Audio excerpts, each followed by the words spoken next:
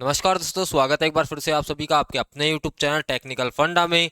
आज हम करने वाले हैं दोस्तों, आज से हमारी पहली क्लास है ये, और हम करने वाले हैं लोको पायलट के प्रैक्टिस सेट। क्या करेंगे दोस्तों?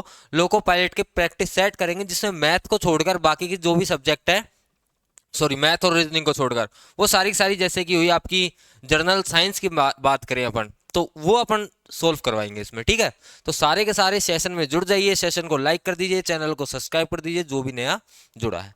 ठीक है, चलिए पहला है आपके पास में क्वेश्चन कि विश्व क्षय रोग दिवस कब मनाया जाता है? क्षय रोग बोले तो तपेदिक। कौन सा रोग? तपेदिक। मतलब कि क्या भाई? क्षय रोग को क्या क्या बोलते हैं? सर क्षय रोग से समझ नहीं आया हमको, तो भाई क्षय रोग को अपन बोलते हैं क्या?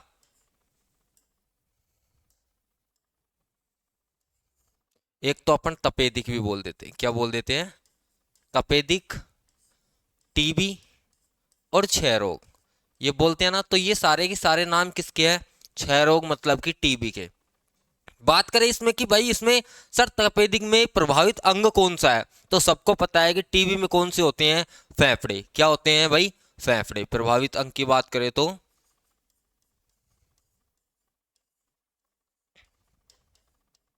क्या? फेफड़े।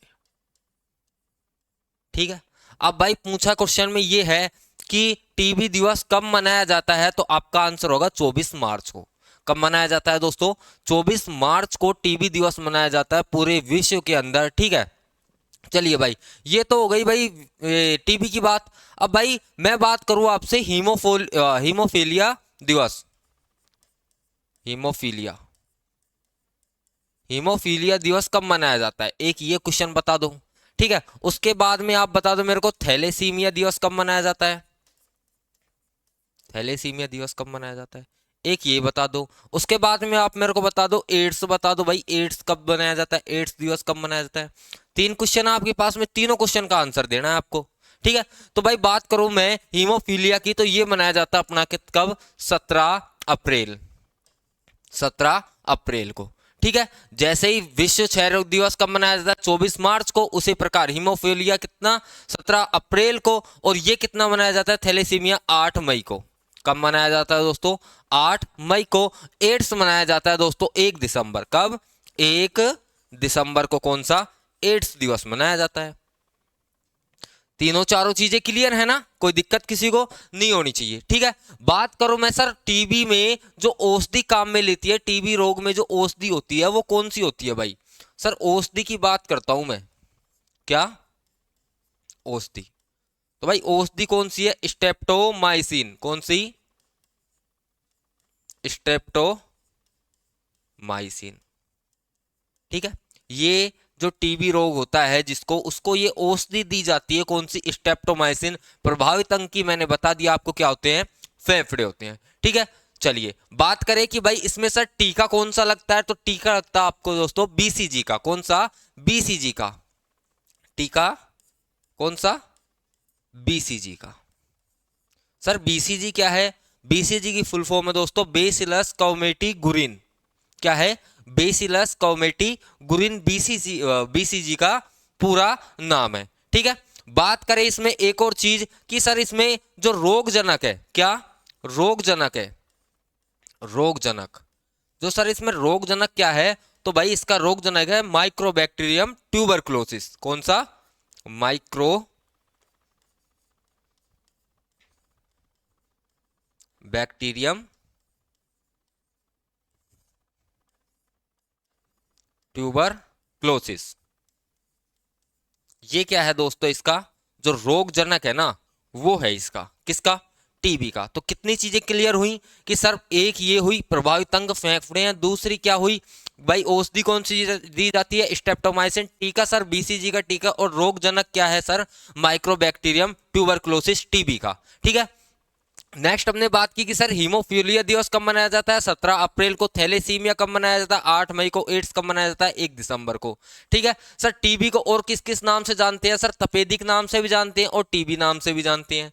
क्लियर है? तीनों चारों चीजें क्लियर है ना? चलिए नेक्स्ट क्वेश्चन तरफ बढ़े। अगले क्वेश्चन का आंसर देंगे सारे के सारे। किसी तत्व का परमाणु भार ज्ञात करने के लिए निम्नलिखित में से किसके साथ उस तत्व के परमाणु भार की तुलना की जाती है। ऐसा कोई सा बच्चा नहीं होगा जिसको ये क्वेश्चन नहीं आता होगा, तो इसका आंसर होगा दोस्तों क्या, अपना हाइड्रोजन होगा। क्या होगा दोस्तों, हाइड्रोजन। ठीक है, चलिए ये था इजी क्वेश्चन। इंग्लिश में भी है अब की बार कुछ कुछ अपने पास में, ऐसे भी स्टूडेंट आते हैं जिनको सर इंग्लिश ही आती है, हिंदी नहीं आती, तो उनके लिए भी अपन ने क्या करा, इंग्लिश में टाइप करवा दिया, कोई वो नहीं है इसमें। ठीक है, हिंदी वाले भी पढ़ो, इंग्लिश वाले भी पढ़ो। ठीक है, अब बता रहा है ये भाई कि भाई 1 डेका लीटर बराबर कितना होता है। सर आपने पढ़े होंगे कि sir deca, hexa, kilo, mega, giga, tera, peta, क्या पढ़े हैं क्या? तो सर डेका, डेका क्या होता है, 10 की पावर 1। ठीक है, प्लस में। ठीक है, डेका हेक्सा, हेक्सा क्या होता है सर, 10 की पावर 2। किलो, किलो क्या होता है सर, 10 की पावर 3। तो उसी प्रकार पूछा है कि 1 डेका लीटर बराबर कितना होगा। सर 10 की पावर 1 मतलब कि क्या, 10। क्लियर है, 10 की पावर 1 मतलब कि 10 लीटर होगा सर। सर अपन से पूछता किलो, तो अपन देते 1000। क्या देते, 1000। जैसे कि 10 किलो, सॉरी हाँ 10 किलो, तो भाई क्या हो जाता, 10,000 हो जाते। तो इसमें तो नहीं दे सकते थे, मतलब कि 3 जीरो लगा देते, 1000 देते आप आंसर। ठीक है, चलिए नेक्स्ट क्वेश्चन की बात करें। अगला क्वेश्चन का आंसर देंगे कि थर्मोस्कोप का आविष्कार किसके द्वारा किया गया। गैलीलियो, कोपरनिकस, आइजैक न्यूटन या फिर जे केपलर। बताइए, देखिए थर्मोस्कोप, थर्मोस्कोप का आविष्कार किसने किया, 3-4 ऑप्शन आपके पास में। सर कोपरनिकस, केपलर ने क्या दिया था दोस्तों, इन्होंने बताया था कि जो ये दीर्घ वृत्ताकार पाथ में क्या करते हैं, पृथ्वी क्या लगाती है, चक्कर लगाती है। ये केपलर ने बताया था, है ना। बात करते हैं आइजैक न्यूटन ने, तो सर न्यूटन ने दिए थे गति के नियम। क्या नियम दिए थे, गति के नियम, गति के नियम दिए थे। और साथ में ही क्या बताया था दोस्तों, गुरुत्वाकर्षण। क्या दिया था, गुरुत्वाकर्षण नियम दिया था कि नहीं दिया था न्यूटन ने। ठीक है, बात करते हैं। अब इसका आंसर होगा थर्मोस्कोप का आविष्कार किया था दोस्तों गैलीलियो ने। ठीक है, गैलीलियो गैलीली ने। अब बात करते हैं कि सर ये सॉरी, थर्मोस्कोप का आविष्कार किया था गैलीलियो गैलीली ने। ठीक है, और आइजैक न्यूटन, केपलर हो गया। ठीक है, केपलर ने, वो कोपरनिकस ने क्या बताया था सर, सौरमंडल। क्या बताया था, जो सौरमंडल की परिभाषा दी थी इन्होंने, सौरमंडल की खोज की थी इन्होंने। ठीक है, चलिए नेक्स्ट बात करें अपन। अगला तो देखिए क्या है कि भाई पेनिसिलिन का आविष्कार किसने किया था।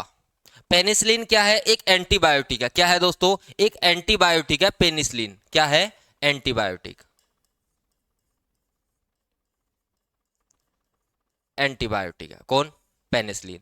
तो भाई ये जो पेनिसिलिन है इसका आविष्कार किसने किया था, इयान फ्लेमिंग, अलेक्जेंडर फ्लेमिंग या फिर स्टीवन हंकिन या फिर अलेक्जेंडर ग्राम बेल। तो क्या आएगा दोस्तों इसका, अलेक्जेंडर फ्लेमिंग ने क्या करा था, पेनिसिलिन का आविष्कार किया था। कब किया था सर, 1928 में। क्या कह रहा था, 1928 में।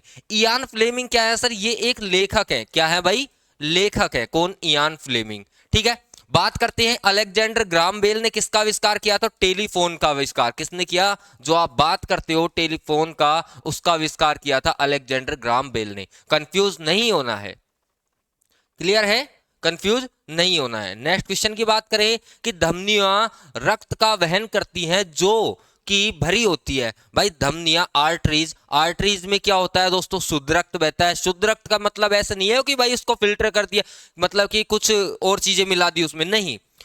मतलब कि शुद्ध रक्त का मतलब ये है कि भाई उसमें क्या है, ऑक्सीजन होती है। क्या होती है दोस्तों, ऑक्सीजन होती है। और जो वेन्स होती है, मतलब कि जो सिराएं होती है, उनमें अशुद्ध रक्त बहता है। अशुद्ध रक्त मतलब कि कार्बन डाइऑक्साइड होगी। क्लियर है दोनों चीजें। तो भाई धमनियों में क्या बहता है दोस्तों, ऑक्सीजन। और वेन्स, क्या वेन्स में क्या बहेगा, CO2। वेन्स में क्या बहेगा, CO2। क्लियर है, चलिए अगले क्वेश्चन का आंसर देंगे। भाई अगला क्वेश्चन आपके पास में क्या है कि भाई हमारी आंखों में लेंस का काम क्या है। जो हमारी आंखों में जो लेंस होता है उसका काम क्या है, आंखों को ढकना, मस्तिष्क की छवियों का संदेश भेजना, आंखों की फोकस दूरी को बदलना, चोट से आंखों की सुरक्षा करना। बताइए भाई जो हमारी आंखें होती हैं उनमें लेंस का क्या काम होता है। सर आंखों को ढकना, मस्तिष्क छवियों को संदेश देना, आंख को फोकस दूरी में बदलना। ऑप्शन नंबर सी आपका राइट आंसर होगा। क्लियर है, चलिए बहुत बढ़िया। अगले क्वेश्चन का आंसर देंगे क्या है कि निम्नलिखित में से किसे मार्स गैस के नाम से जाना जाता है। कि भाई ऐसी कौन सी गैस है जिसे मार्स गैस भी कहते हैं, प्रोपेन, एथीन, मैथीन या फिर ब्यूटेन, बताइए आंसर क्या होगा भाई। कि भाई मार्स गैस के नाम से किसको जाना जाता है, सभी को पता है, मेथेन को जाना जाता है, मीथेन को जाना जाता है, किससे, मार्स गैस से। प्रोपेन का जो मैं सूत्र बता रहा हूं उस रासायनिक सूत्र क्या होता है दोस्तों, C3H8। मतलब कि क्या होता है एक ये एलपीजी, प्रोपेन एलपीजी तो होता है, लिक्विफाइड पेट्रोलियम गैस, है ना। चलिए इथेन की बात करो तो इसका होता है C2H6, ठीक है। और मीथेन की बात करो तो सब जानते हैं सर CH4 होता है, इसका होता है सर C4H1, ठीक है। C4H1 किसका होता है, ब्यूटेन का होता है। क्लियर है सारी चीजें, एथ मैथ प्रो ब्यूट पढ़े हैं ना, तो उसी प्रकार इनके रासायनिक सूत्र बनते हैं। क्लियर है। चलिए अगले क्वेश्चन पर आंसर देंगे कि भाई यदि एक तरंग दैर्घ्य की आवर्ती बढ़ती है तो इसकी तरंग दैर्घ्य पर क्या असर होगा। भाई जब तरंग दैर्घ्य की आवर्ती बढ़ती है तो तरंग दैर्घ्य पर क्या प्रभाव पड़ेगा। सबसे पहले सर आपको किसका फॉर्मूला याद होना चाहिए, रटने से कोई मतलब नहीं है। क्या होता है भाई, लैम्डा बराबर क्या होता है, V अपॉन एफ। लैम्डा बराबर क्या होता है, V अपॉन के एफ। तो सर जब फ्रीक्वेंसी बढ़ेगी तो ये क्या होगा, तरंग दैर्घ्य क्या होगी, कम होगी। क्यों होगी सर, इसके व्युत्क्रमानुपाती है। कैसा है, व्युत्क्रमानुपाती है। जब मान लो कि भाई वेग बढ़ेगा तो तरंग दैर्घ्य भी क्या होगी, बढ़ेगी। क्यों बढ़ेगी सर, इसके समानुपाती है, ये इसके व्युत्क्रमानुपाती है। तो क्या होगा, जब फ्रीक्वेंसी बढ़ेगी तो तरंग दैर्घ्य क्या होगी, ऑटोमेटिक घटेगी घटेगी। क्लियर है, कोई डाउट वाला उसमें कुछ है नहीं। तो क्या होगा इसमें कि यह बढ़ जाता है, यह समान रहता है, यह घट जाता है, या फिर दोनों के बीच कोई संबंध नहीं। क्या आएगा, ऑप्शन नंबर सी, क्या यह घट जाती है। क्लियर है। अगले क्वेश्चन का आंसर देंगे सारे के सारे क्या है कि कीमोथेरेपी किस रोग के उपचार के लिए दी जाती है, हृदय रोग, गुर्दे की विफलता, कैंसर या फिर हेपेटाइटिस सी, बताइए। जो हेपेटाइटिस सी है ये हेपेटाइटिस का ही प्रकार है। इसके प्रकार होते हैं hepatitis A B C D। जो बी और सी होते हैं ना वो ज्यादा खतरनाक होते हैं, ठीक है। बी और सी क्या होते हैं, ज्यादा खतरनाक होते हैं। अब क्वेश्चन अपना ये है कि भाई कीमोथेरेपी किसके लिए की जाती है, तो भाई कैंसर के इलाज के लिए क्या किया जाता है, कीमोथेरेपी की जाती है। सर बात करें कि हृदय रोग की, तो इसमें कौन सी थेरेपी की जाती है, तो इसमें करी जाती है दोस्तों कोलेशन। कौन सी, कोलेशन थेरेपी, किसमें, हृदय रोग में। गुर्दे की विफलता, इसमें मतलब कि एक डायलिसिस सुना है नाम, डायलिसिस। जब गुर्दे में जो फेल हो जाते हैं ना तो इसमें डायलिसिस करा जाता है या फिर गुर्दा प्रत्यारोपण किया जाता है, मतलब कि नए लगाए जाते हैं। तो उसको क्या कहते हैं कि भाई जब गुर्दे की विफलता हो जाती है तो भाई या तो क्या बोलते हैं, नया वाला प्रत्यारोपण करेंगे, ठीक है, नया प्रत्यारोपण कर देते हैं, प्रत्यारोपण, या फिर डायलिसिस, ठीक है। तो भाई ये किसके लिए, गुर्दे के लिए, ठीक है। हेपेटाइटिस सी मैंने बताया कि बी और सी ज्यादा खतरनाक होते हैं। हेपेटाइटिस के लिए कौन सा टेस्ट कौन सा करा जाता है भाई, टेस्ट कौन सा करा जाता है, तो क्या बोलोगे, इलिसा। इलिसा टेस्ट किसके लिए किया जाता है, हेपेटाइटिस के लिए। क्लियर है। चलिए और उसके लिए जो अपना एड्स होता है ना उसके लिए भी इलिसा टेस्ट करा जाता है और वेस्टर्न ब्लॉट थेरेपी की जाती है, ठीक है। ये सारी की सारी चीजें जो मैंने कुछ पिछली क्लास से ले रखी हैं उनमें आपको बढ़िया तरीके से समझा रखा है जब मैंने मानव रोग पढ़ाए थे, ठीक है। उनको भी एक बार देख लेना, कोई दिक्कत आनी होने वाली, और इनसे क्वेश्चन कहीं भी बाहर नहीं जाएगा। हो सके तो कोई एक दो क्वेश्चन निकल जाए तो कह नहीं सकते, लेकिन ये सारे के सारे क्वेश्चन दोस्तों आपके पूरी के पूरी एक प्रैक्टिस सेट है। 30 क्वेश्चन है इसमें, ठीक है। अच्छे अच्छे शानदार शानदार क्वेश्चन है, ठीक है, आए हुए क्वेश्चन है। चेचक चिकन पॉक्स किस वायरस के कारण होता है, बताइए। वेस्ट नाइल या फिर वेरियोला या फिर क्या है आपके पास में, हर्पस या फिर राइनो वायरस, बताइए। चेचक के लिए कौन सा करा जाता है, 4 ऑप्शन है आपके पास में, चारों में से आंसर देना है, बताइए। भाई 4-5 आंसर है, ज्यादा नहीं है, 4 ही आंसर है। कट करते चलिए डायरेक्ट सीधे सीधे। सर रायनो किसके लिए किया जाता है, सर रायनो किया जाता है, सर रायनो वायरस किसमें, जुकाम में होता है, सर रायनो वायरस जुकाम में होते हैं, ठीक है। अब ये रायनो नहीं आने वाला, इसका आएगा दोस्तों वेरियोला वायरस। मैंने अच्छे से पढ़ा रखा है ये, वहां पर आप इसको आराम से समझ लेना, ठीक है। बात करते हैं सर चेचक में प्रभावित अंग क्या होता है, सर प्रभावित अंग अंग। भाई सबको पता है जीवन में एक बार होता है, तो भाई जीवन में एक बार होता है। चेचक में क्या होते हैं, त्वचा प्रभावित होती है, त्वचा पर क्या होते हैं, फोड़ी फुंसे हो जाती है, और अधिकांश ये किस में होता है, बच्चों में होता है। जीवन में एक बार 100% होता ही होता है। ठीक है, चलिए बात करते हैं कि सर इसके टीके जो चेचक के टीके की खोज करता है, ठीक ठीक है, उसका क्या नाम है, टीके के खोजकर्ता, खोजकर्ता उनका क्या नाम है? तो भाई टीके के खोजकर्ता का नाम है क्या, एडवर्ड जेनर। क्या नाम है दोस्तों, एडवर्ड जेनर। ये भी आप याद रख लेना। ठीक है, यहां से भी क्वेश्चन आता है, जब अब पूछने वाला यहां तक ही पहुंच चुका है तो इसके आगे भी जा सकता है। ठीक है, कंफ्यूज नहीं होना है, आराम से समझते चलिए सारी चीजें। ठीक है, अगले क्वेश्चन का आंसर देंगे कि पानी में हाइड्रोजन को अलग करने की प्रक्रिया को क्या कहते हैं? विद्युत विघटन, या फिर ओस्मोसिस, या फिर ओजोनीकरण, या फिर ऑक्सीकरण। बताइए, सभी को पता है, सभी को पता है, मेरे को पता है, आपको पता है, इसका आंसर क्या होने वाला है? तो फटाफट से कमेंट कर दीजिए। क्या होगा कि भाई पानी में हाइड्रोजन को अलग करने की जो प्रक्रिया होती है उसमें क्या होता है, विद्युत अपघटन होता है। ठीक है, चलिए नेक्स्ट बात करते हैं अपन। अगले क्वेश्चन का आंसर देंगे कि निम्न में से कौन सा प्राकृतिक ब्लीचिंग एजेंट है, नींबू एजेंट नहीं है? नींबू, शिमला मिर्च, आलू, टमाटर। सर सब में क्या होता है, ब्लीचिंग, मतलब कि ब्लीचिंग किसमें किसमें, इसमें होता है, इसमें होता है, इसमें होता है, शिमला मिर्च में नहीं होता। अपन से नहीं पूछा है तो ये वाला आंसर देंगे, शिमला मिर्च में नहीं होता। क्लियर है, नींबू में ब्लीचिंग एजेंट होता है, टमाटर में भी होता है। ठीक है, पादप विज्ञान को पादप विज्ञान में किसका अध्ययन किया जाता है? सर पादप है तो पादप में पौधों का ही अध्ययन करेंगे, सीधी सी बात है। सर पौधों में करेंगे तो ऑप्शन होगा आपका बी। सर मानव शरीर की जो रचना है उसका अध्ययन होता है, उसको क्या कहते हैं दोस्तों? तो उसको कहते हैं अपन क्या, एनाटॉमी। क्या कहते हैं, एनाटॉमी। ठीक है, और जो मानव मनोविज्ञान है उसको क्या कहते हैं? अपन ने सुना होगा साइकोलॉजी। क्या, साइकोलॉजी। क्लियर है, तीनों चारों चीजें। ठीक है, चलिए अगले क्वेश्चन का आंसर देंगे। बताइए क्या है नेक्स्ट क्वेश्चन आपके सामने कि निम्नलिखित में से कौन सा विद्युत आवेश का सुचालक है? ऐसा कोई भी बच्चा नहीं है जिसको ये क्वेश्चन नहीं आता होगा। कांच, कागज, तांबा, पानी। सर विद्युत का सुचालक कौन है? तांबा है। विद्युत किस किस में प्रवाहित होती है? सर जिसमें क्या मुक्त इलेक्ट्रॉन पाए जाते हैं उसमें विद्युत धारा प्रवाह होती है। जैसे कि भाई किस में होगा, भाई गीली लकड़ी में होगा। सर यहाँ पर आपने पानी क्यों नहीं आंसर करा? सर पानी में तो, लेकिन दोस्तों पानी ही बोला है, कंफर्म नहीं है। इससे अच्छा अपन आंसर सी दे सकते हैं, इसलिए अपन ने सी को टिक करा है। ठीक है, कंफ्यूज नहीं होना है। ठीक है, पानी से अच्छा अपन को तांबा दिख रहा है तो अपन ने तांबा करा है। जैसे कि वो कथन निष्कर्ष चलते हैं ना, कौन सा प्रबल है कौन सा नहीं है, तो उसी प्रकार जो भी मान लो कि भाई चलो कांच भी है, एक एक टाइप से मान लो कि सर कांच भी है, कागज भी है, पानी भी है। मान लिया सर सभी में धारा प्रवाहित होती है, मान लो एक तरीके से, लेकिन इनमें सबसे अच्छा चालक क्या है? सर तांबा है, तांबे में आंसर देंगे अपन। क्लियर है, चलिए अगले क्वेश्चन का आंसर देंगे अपन। देखिए क्या है, हवा में मौजूद निम्नलिखित गैसों में से कौन सी गैस पीतल के मैलिनीकरण में जिम्मेदार है? बताइए कौन सी गैस है जो पीतल के मैलिनीकरण में वो क्या है, जिम्मेदार है? Hydrogen sulphide, carbon dioxide, nitrogen, या फिर कार्बन डाई मोनोऑक्साइड। बताइए, कार्बन मोनोऑक्साइड। ऑप्शन 4 है आपके पास में। क्या आएगा इसका आंसर कि हवा में जो मौजूद क्या होता है, गैसों में क्या होता है जो पीतल के मैलीकरण में क्या होता है, जिम्मेदार होता है? उसका आंसर होगा आपके पास में हाइड्रोजन सल्फाइड, मतलब कि H2S। H2S।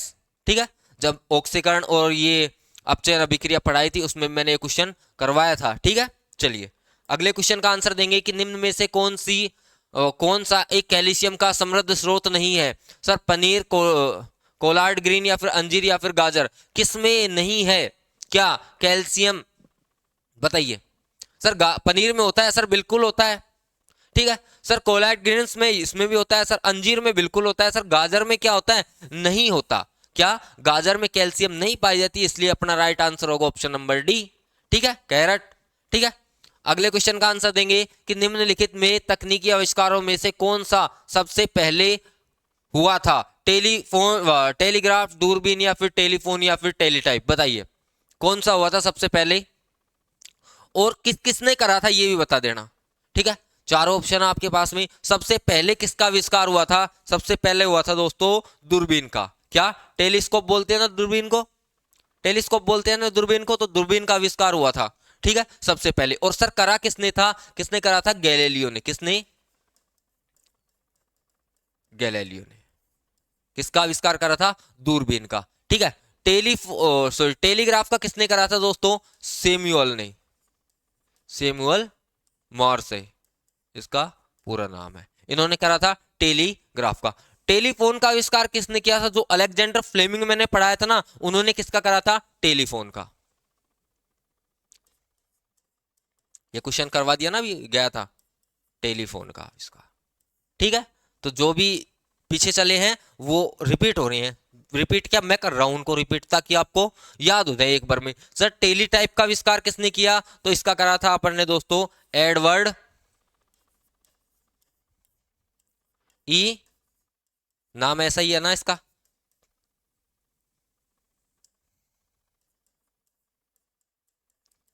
एडवर्ड ई क्लेस्टनाइट। ठीक है। एडवर्ड ई क्लेस्टनाइट ने किसका आविष्कार करा दोस्तों? टेलीटाइप का। ठीक है। चारों के चारों क्लियर हैं। अगले क्वेश्चन का आंसर देंगे कि 1831 में विद्युत का प्रौद्योगिक क्षेत्र में उपयोग तब व्यवहार हो गया जब डैश ने विद्युत डायनामो की खोज की। विद्युत डायनामो की खोज किसने की थी? क्वेश्चन में ये पूछा है। ठीक है। तो आपके पास है बेंजामिन फ्रैगले, सॉरी, या फिर वोल्टा, या फिर माइकल फेराडे, या फिर थॉमस एडिसन। बताइए। सर थॉमस एडिसन ने तो क्या करा था दोस्तों? बल्ब बनाया था। क्या बनाया था? बल्ब बनाया था। जो आपके सामने जो लाइट चल रही है वो किसने बनाई है? थॉमस एडिसन की देन है। कौन? बल्ब। ठीक है। तो भाई किसने करा था? किसका आविष्कार? कि सर डायनामो का आविष्कार किसने किया था? इसमें आएगा आपका माइकल फेराडे। पढ़ा है ना आपने? माइकल फेराडे इसका आंसर होगा। नेक्स्ट क्वेश्चन का आंसर देंगे कि ठोस आयोडीन का रंग कैसा होता है? सफेद, रंगहीन, बैंगनी भूरे से थोड़ा काला, या फिर लाल भूरा? बताइए। वाइट, कलरलेस, या फिर purple brown and split black, या फिर रेड ब्राउन? बताइए आंसर क्या होगा? क्या होगा भाई इसका राइट आंसर? ठोस आयोडीन का रंग कैसा होता है दोस्तों? बैंगनी से थोड़ा सा क्या होता है? काला होता है। किसका? ठोस आयोडीन का रंग बैंगनी से थोड़ा सा काला होता है। अगले क्वेश्चन का आंसर देंगे कि भाई 2013 में स्टेम सेल की मदद से पहला मानव लीवर में विकसित किया गया। किस में, किस देश में विकसित किया गया? जापान, संयुक्त राज्य अमेरिका, जर्मनी, या फिर फ्रांस? बताइए। जो पहला लीवर था वो 2013 में स्टेम सेल की मदद से जो पहला लीवर था वो किस देश में हुआ? जापान, यूनाइटेड स्टेट, जर्मनी, या फिर फ्रांस? बताइए। फ्रांस। क्या आएगा इसका राइट आंसर? जापान में किया गया था। ठीक है। जापान में किसका किया था? यकृत मतलब कि लीवर का प्रत्यारोपण किया गया था। ठीक है। अमीनो एसिड के 4 प्रमुख तत्व कौन से हैं? लोहा, sulphur, silicon, potassium, helium, lithium, beryllium, boron, platinum, uranium, promethium. ये तो गलत हो जाएगा, एक ऑप्शन ऑप्शन कट करते चलो। ठीक है। कार्बन, हाइड्रोजन, ऑक्सीजन, या फिर नाइट्रोजन? तो भाई nitrogen, oxygen, hydrogen, carbon, option number D right होगा इसका। ठीक है। अमीनो एसिड में कौन कौन क्या क्या तत्व पाए जाते हैं? तो ये सारे के सारे तत्व पाए जाते हैं। ठीक है। अगले क्वेश्चन का आंसर देंगे गैल्वेनाइजेशन। गैल्वेनीकरण की एक प्रक्रिया है जिसमें लोहे की वस्तुओं पर से जंग किससे बचाने के लिए, आंसर ही दे दिया मैंने, किससे बचाने के लिए जिंक की परत चढ़ाई जाती है। ठीक है। सक्रियता श्रेणी पढ़ी है, मैंने पढ़ाई थी। Potassium, sodium, calcium, magnesium, aluminium. ठीक है। Zinc, iron, lead, copper, mercury, silver, सोना। पढ़ाई है नहीं सक्रिय श्रेणी? तो भाई सक्रियता श्रेणी में किसकी परत चढ़ाई जाएगी? बताइए। किसकी परत चढ़ाई जाएगी? लोहे के ऊपर जिंक की परत चढ़ाई जाएगी। सर किससे बचाने के लिए? सर जंग से बचाने के लिए किसकी परत चढ़ाई जाएगी? जिंक की परत चढ़ाई जाएगी। ठीक है। अगला देखिए क्या है। ओवन में थर्मोस्टेट एक ऐसे उपकरण है। ओवन में थर्मोस्टेट एक ऐसा उपकरण है जो तापमान बनाए रखने में मदद करता है। कौन सा तापमान बनाए रखने में मदद करता है? इजी क्वेश्चन है। क्या बनाएगा थर्मोस्टेट? सर स्थिर तापमान बनाए रखता है। ठीक है। कैसा तापमान? स्थिर तापमान। ऑप्शन नंबर ए राइट होगा। अगले क्वेश्चन का आंसर देंगे बड़े पैमाने पर केसर का उत्पादन कहां होता है? बताइए। जिन जिन की भी थोड़ी सी हिस्ट्री अच्छी है, हिस्ट्री क्या जनरल साइंस अच्छी है, वो बता देंगे कि भाई केसर का उत्पादन कहाँ किया जाता है? ठसा ठंडे स्थानों पर किया जाता है। हिमाचल, गुजरात, जम्मू कश्मीर, केरल। तो सर क्या आएगा इसमें? कि भाई दो ऑप्शन तो गलत हो जाएंगे, इन दोनों में कंफ्यूज नहीं होना है। ऑप्शन नंबर सी राइट होगा। ऑप्शन नंबर सी राइट होगा। जम्मू एंड कश्मीर में केसर का अधिक उत्पादन किया जाता है। ठीक है। चलिए अगले क्वेश्चन का आंसर देंगे। क्या है कि पीला बुखार, पित्त ज्वर प्रमुख रूप से इंसानों के बीच किसमें फैलता है? बताइए। मादा मच्छर काटने से, नर मच्छर काटने से, पानी से, वायु से? बताइए सर। दूषित भोजन खाने से, दूषित जल पीने से, इससे तो होता है आपका हेपेटाइटिस। कौन सा? हेपेटाइटिस। एक एग्जांपल दे रहा हूं, और भी होते हैं, ठीक है। हेपेटाइटिस, तो भाई ये तो गलत हो जाएगा। वायु से नहीं सर। सर नर और मादा मच्छर दोनों में कंफ्यूज है, तो कंफ्यूज नहीं होना है। क्या आंसर आएगा? सर मादा मच्छर काटने से। और सर कौन सा मादा मच्छर काटने से? सर मादा एडीज मच्छर काटने से। कौन सा? मादा एडीज। एडीज मच्छर के काटने से क्या होता है दोस्तों? पीला बुखार होता है। क्लियर है? चलिए अगले क्वेश्चन का आंसर देंगे। क्या है कि रक्ताल्पता की स्थिति किसकी वजह से होती है? प्लेटलेट्स कमी, आरबीसी की कमी, डब्ल्यूबीसी की कमी, या फिर ऑक्सीडेट कमी? बताइए भाई। जो रक्ताल्पता है वो क्या होता है दोस्तों? आरबीसी की जब कमी हो जाती है, जब आरबीसी का आकार हसियाकार हो जाता है ना, हसियाकार। हसियाकार बोले तो सर हसियाकार कैसा? कि सर इस प्रकार देखा है आपने, ठीक है, इस प्रकार देखा है। ये जो अपन खेतों में लेके जाते हैं काटने का, उसको हसिया बोलते हैं। क्या बोलते हैं? हसिया। तो आरबीसी का आकार जब इस प्रकार हो जाता है ना, तो उसको बोलते हैं रक्ताल्पता रोग। क्या बोलते हैं? रक्ताल्पता रोग। तो किसकी कमी की वजह से होता है? सर आरबीसी की कमी से होता है, ठीक है। अगले क्वेश्चन का आंसर देंगे। जब दूध का खट्टा हो जाता है तो किसका उत्पादन होता है? लैक्टोज, लैक्टिक एसिड, या फिर सेलेटिक एसिड, या फिर लिनोलिक एसिड? बताइए बताइए। जब दूध खट्टा हो जाता है, जब सभी को पता है सर दूध में जब दही में कौन से जीवाणु पाए जाते हैं? लैक्टोबैसिलस जीवाणु पाए जाते हैं। तो भाई क्या होगा? लैक्टिक एसिड या फिर लैक्टोज, दो तो गलत हो जाएंगे ये नीचे वाले, तो आंसर आएगा आपका लैक्टिक एसिड, ठीक है। चलिए लास्ट एंड फाइनल क्वेश्चन, आप नहीं, एक सेकंड लास्ट क्वेश्चन है कि नेफ्रोलॉजी किससे जुड़ा होता है? नेफ्रोलॉजी पढ़ा है? न्यूरोलॉजी, नेफ्रोलॉजी सब पढ़े हैं ना? तो भाई नेफ्रोलॉजी किसके साथ जुड़ा होगा? जिगर गलत, फेफड़ा गलत, ग्रहणी गलत। आंसर हो जाएगा आपका ऑप्शन नंबर सी, गुर्दे में क्या होता है? नेफ्रोलॉजी जुड़ी होती है, ठीक है। चलिए अगले क्वेश्चन का आंसर। भारत स्टेज उत्सर्जन मानक किससे संदर्भित है, सॉरी संबंधित है? वाहनों से होने वाले प्रदूषण, औद्योगिक प्रदूषण, जल प्रदूषण, या फिर मिट्टी प्रदूषण? सर भारत स्टेज उत्सर्जन मानक, बताइए क्या आएगा राइट आंसर? वाहनों से होने वाले प्रदूषण, औद्योगिक प्रदूषण, जल प्रदूषण, मिट्टी प्रदूषण? बताइए क्या आएगा इसका right answer? Option number A होगा वाहनों से होने वाले प्रदूषण। इसको रोकने के लिए क्या करा था? किससे संबंधित है ये? कि भारत स्टेज उत्सर्जन मानक से संबंधित है। कि सर इनको रोकने के लिए जो अपने जाते हैं तो पोल्यूशन चेक होता है ना, तो इसी की वजह से होता है, ठीक है। ठीक है, ये थी अपनी 30 क्वेश्चन का एक प्रैक्टिस सेट, ठीक है। डेली के डेली सारे के सारे आ जाना चैनल पे। तब तक के लिए जय हिंद, जय भारत।